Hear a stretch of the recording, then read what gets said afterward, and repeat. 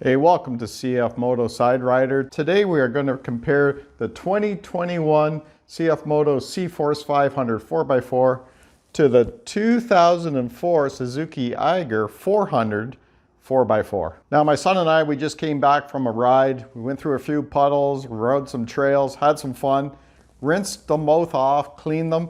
And I'm a techie kind of person. I kind of enjoy seeing how things work and all that sort of thing. I used to have a 63 Chevy Bel Air that was like a resto mod. So when I look at the CFMoto 500 CForce, I see similarities in chassis and all that sort of thing. And I just want to go over different parts of the CForce 500 against the Eiger 400 4x4. Now the very first thing is the most notable difference between these two ATVs is the newer CFMoto CForce.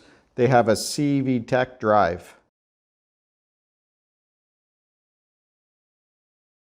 Now the CV Tech drive it's two clutches. There's a primary clutch and a secondary clutch with a belt. Now what drives the CV Tech system is the clutch on the motor and the secondary clutch on the transmission. It's a really cool system that they've come out, good technology, and it reminds me of a snowmobile, and I'll compare it to the Suzuki Eiger. Now the Suzuki Eiger has a gas engine which drives the drive shaft, and if I come around to the back, you can see there's a short drive shaft from the transmission that comes to the rear differential with an axle that drives the rear wheels. It's totally different than the new technology on ATVs today, at least on the CFMotos anyway. Also, one thing I forgot to mention with the new CFMoto CForce 500, with the CV Tech drive, it's automatic. You don't have to change gears, where here with the Suzuki Eiger, you got your gear shift. Down here, you have to change gears, you have to downshift. That's another big difference, going to automatic with the newer CFMoto. Now, while we're here at the back of the Suzuki Eiger, check out the suspension on this. All you have is two shocks, that's it, and a swing arm. I guess you would call that a swing arm, the whole rear end. Now we'll compare it to the suspension at the rear of the CFMoto. You have upper and lower control arms on both sides, and you have a drive shaft on each side for each wheel that comes out of the differential, plus your two shocks. This will definitely be a much better ride on the newer unit for sure. All right, now we'll compare the front end suspension on the Suzuki Eiger compared to the CFMoto. So it's basically the same. You got upper and lower control arms on both sides, two shocks, and two drive shafts. CV shaft. Why do I keep saying drive shaft? It's a CV shaft. So it's basically the same. So we'll compare this to, there you got your upper and lower control arms with your shocks and your two drive shafts. I did it again. CV shaft. Now for brakes, you got disc brakes, which is cool, but what I like is you have braided lines. That reminds me of the old 63 Bel Air I had. It had braided lines. It had Wildwood disc brakes. It was pretty cool. Now on the Suzuki Eiger, you have disc brakes on each side. And while we're here,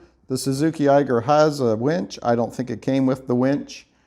And the CFMoto CForce 500, it did not come with a winch when we bought it. But you know, the Suzuki Eiger was pretty much a base model of its time in 2004.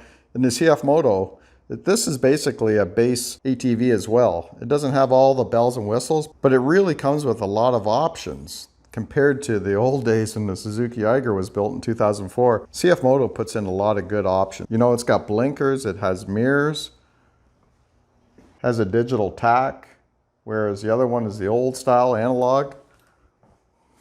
Bring you over here back to the Suzuki. We just keep going back and forth. So you got the old style. This thing has over 4,000 clicks on it right now.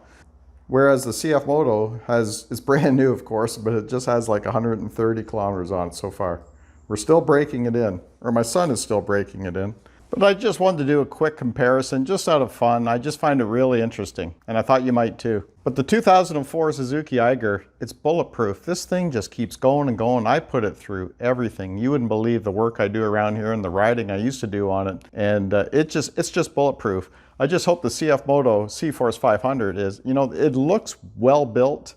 I've done a lot of research on the CFMoto CForce, and I've done a lot of research on the CFMoto ZForce side-by-side that I also own, and they're saying a lot of good things about them. There's a lot of good reviews on the CFMoto product, and I'm looking forward to putting them through the test and enjoying it. I know we're always going to have problems. We had problems with the Suzuki Eiger too, mechanical problems and that sort of thing. Just fix it. When you use machinery, it gets worn and it needs repair once in a while. But that was just a quick comparison. I hope you enjoyed this. So we're going to have a lot more videos coming out. We're going to have some trail riding videos too, but we're going to have some fun with it. And the more you guys support our channel with subs and hit the like button, leave comments, maybe we can get monetized. Maybe we can afford a snowplow for that CFMoto ZForce 800 here that I have, the side-by-side, and we can do some snow plowing videos up and down our driveway with it. Wouldn't that be cool? Because right now I'm using the Suzuki Eiger for plowing. I've been plowing the last 4 winters with it, and it's been unstoppable. It's been working great for me. I use a Click and Go 2 snow plow with my Suzuki Eiger, and that thing has been great too. Never had a problem with it. So again, thanks for watching. Hit the like button, and don't forget to watch these 2 videos next,